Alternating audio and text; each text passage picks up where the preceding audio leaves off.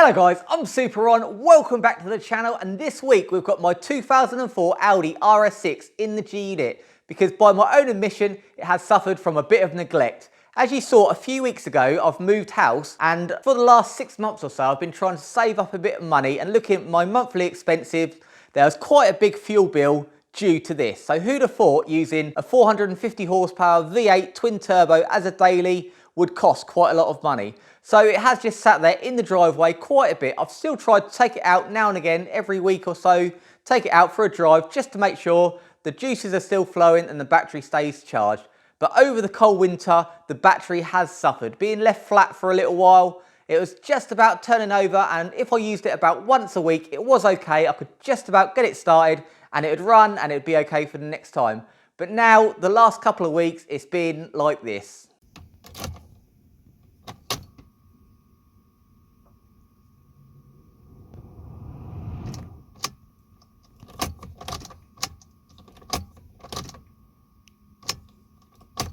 The battery's just not holding a charge anymore. Even if you do charge it up, it's just not staying in there. So I think from the cold winter and it not being used and all the electrics are active in there, it has just killed the battery. So usually this isn't too much of a problem. You just pop the bonnet. I've got 2 cars, so it's nice and easy to jump start, but not on an RS6, and here's why.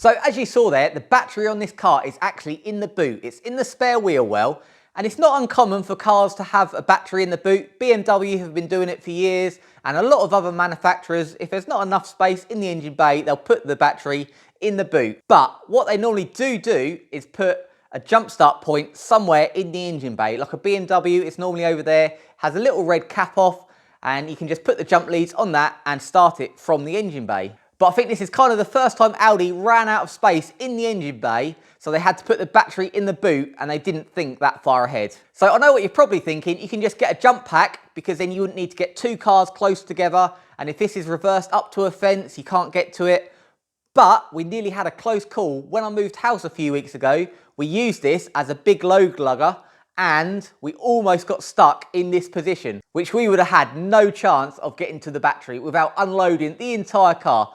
Luckily, this is such a good runner that it just takes a quarter of a turn of the engine and it fires straight up. So we got lucky on that occasion, but I wasn't going to chance it anymore. So I bought a new battery and we're going to fit that today in the boot. So like I said, and as most of you probably already know, the batteries are usually in the front of Audis. So the A4, the A6s, pretty much everything in the range, even the VW Passats, all have the battery under the scuttle at the front there, under that rectangle cover. Nice and easy to get to, you just pop that off and you can jump start it, no problem. Even my previous car, which was a C5 RS6, which was exactly the same body as this, even had the same V8 engine, just it didn't have the twin turbos, even that had the battery in the front under this cover. But on the RS6s, they put the coolant header tank in there because they kind of ran out of room in the engine bay. Where the coolant header tank normally goes, which is here, they had to put one of the air boxes for the twin turbos.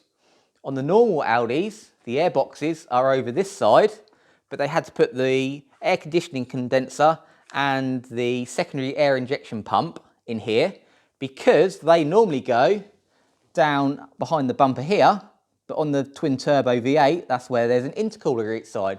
So everything had to just shuffle around, and the one thing they ran out of room for was the battery, which is why they put it in the back.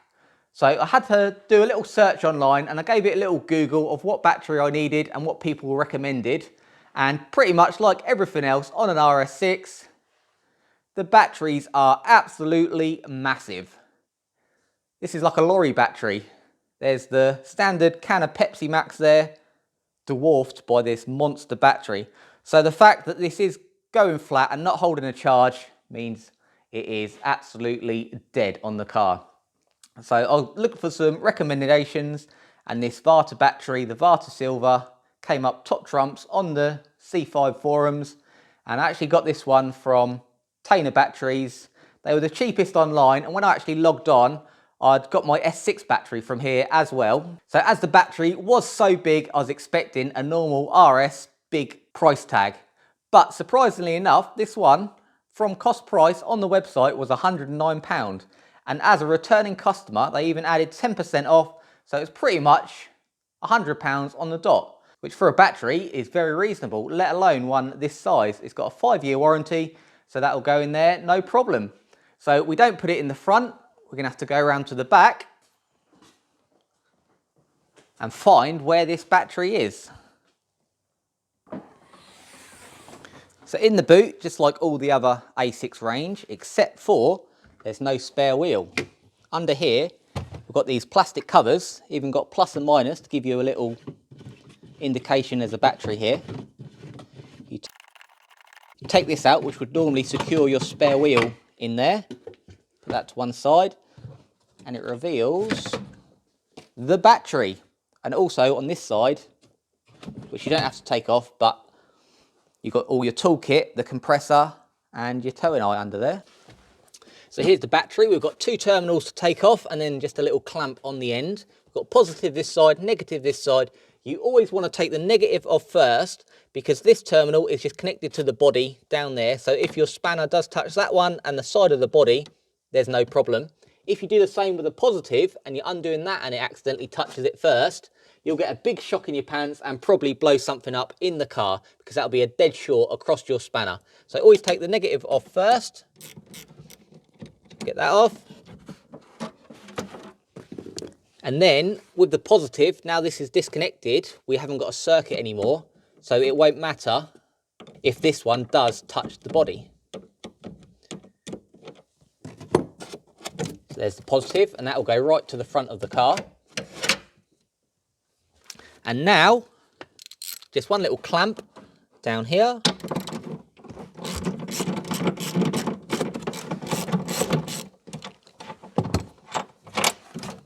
There. And we've just got a little breather on the end, because we're inside an enclosed place. It's got a little breather to vent outside. And then I'm hoping I don't have to get the engine crane for this, but it's quite... Oh, and out.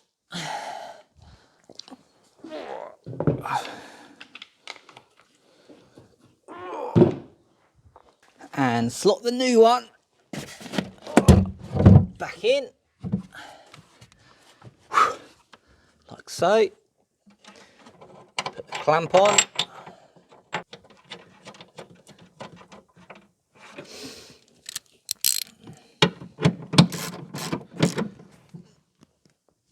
So the battery's in there nice and secure.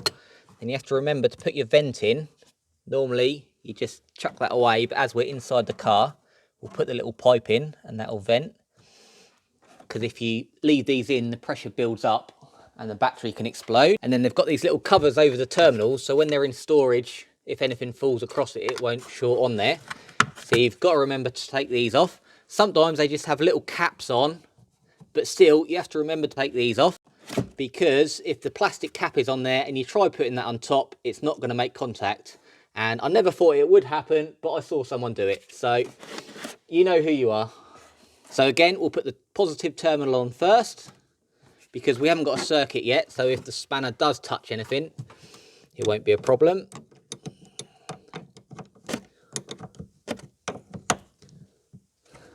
That one's on. Put the negative on. We should have power in the car again.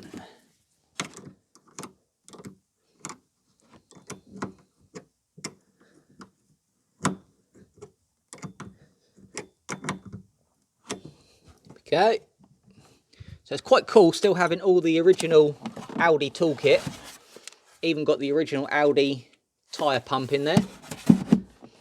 Nice little feature, just shows a well looked after car and a complete toolkit. So we can put the covers back on and this end of the car is now done.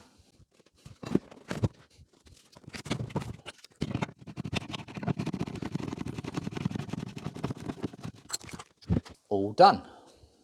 So that's the rear end all back together, the battery in, and we have got all the voltage. I'm confident now we're not going to have any starting problems. Even if I don't use it for a few weeks, that's going to be absolutely fine. It's a massive 110 amp hour battery, so that's not going to be going anywhere. But I do intend to start using this a little bit more, put it back into daily use and enjoy it through the summer. Like I said at the beginning, it's not a new thing to have the battery in the back. BMWs have been doing it for years, Minis, all sorts of things like that. But they always have some kind of power point at the front for jump starting or being jump started, because we actually had a situation. I went camping with some friends a few years ago and we were just getting ready to pack up and one of the other mums was just about to go and she had a flat battery. So luckily, because as you saw at the beginning when I loaded it up for moving house, once the boot is full, you can't get to the battery. Luckily, I hadn't loaded up yet, so I was able to jump start her from the boot, but if I was full, I wouldn't have been able to do that. So I do want to put some kind of jump point at the front. The power cable comes from the battery all the way down the car, and I'm pretty sure that when I cleared out the scuttle, when I got the car, I did see a junction box under here, which I may be able to put a point on to jump start the car in the future. So I'm going to take the scuttle off and see what we have got under there.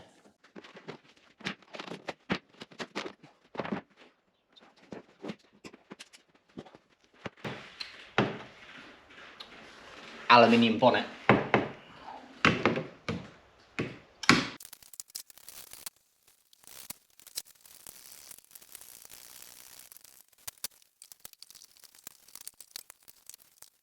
I thought I did remember there was a terminal block down here from when I cleaned all the leaves out before. So all the big power wires come down into these junction boxes. So I should be able to put a link onto one of them. So I'll pop the covers off. But it's nice to see this has just been sitting here all this time, and these are common for getting filled up with leaves and sludge and everything else. And this is all pristine. I haven't cleaned it out. This is how it is. So good news there. It would be quite easy just to put a peg somewhere in the engine bay, just like they do in a BMW and things. They usually have it just sticking up over there. But as you can see, the rest of the car is all to completely standard spec. So I like to keep it that way. So if I'm at a show, I pop it open, it still looks like a completely original car. So I don't really want to start bolting things on where they're not supposed to be. So what I'm hoping is I can put a peg down to the left of the header tank there. So when the lid is on, like that, you won't see it. And then if I ever needed a jump start or two jump start, we can just take this off and the jump point will be there underneath. And then all the rest of the time, it looks like a completely original RS6. On some of the big builds we do at Auto Shack, it's not uncommon for the battery to be inaccessible like this. If we're doing a race car, sometimes the batteries are right in the passenger footwell or they're in a battery box somewhere, so we have to put a remote jump starting point. Or on the show builds where we make false floors in the back for air ride and things, we hide the battery underneath. So it is quite common for us to put remote battery points in. So you can buy them off the shelf. They're just little pegs, insulated pegs that you can bolt on anywhere, and you can just drill a hole, and we often put it behind a seat or just somewhere accessible in the door shut. So if you ever need to plug it in and charge it, you don't have to take the whole car apart to do it, which is what I'm looking for. So I went online and I went to Car Builder Solutions last week. I ordered a couple of pegs. They came in at a great price, ordered next day delivery, but they're not here. So I phoned up Car Builder Solutions and they said, we'll look into it. They phoned me back and they forgot to send them out. They say they were so busy over the weekend, it got knocked off the bench. And so they've sent it out, but it's not here. They have refunded me the delivery charges, but that doesn't really help me. I'm all ready to set to go to make the brackets and we haven't got the parts. So for now, I've put it all back together. So this is going to be a job for next time. I just need to make a short little tail of battery cable coming from that terminal block. It's really handy that that's behind there. A little loop round to the peg, which is going to sit under that cover. And hopefully I'll never need it again, but if I do, that'll be there and ready. So we haven't got the parts. I can't put the jump point in. So make sure you subscribe, because next episode I will be putting that jump point in. I'll be making the brackets, making the lead up, and it's all going to sit in there really nicely and be hidden away. So make sure you give the video a like. Make sure you tune in next time where we're going to be fitting this jump point. But until next time, make sure you have fun.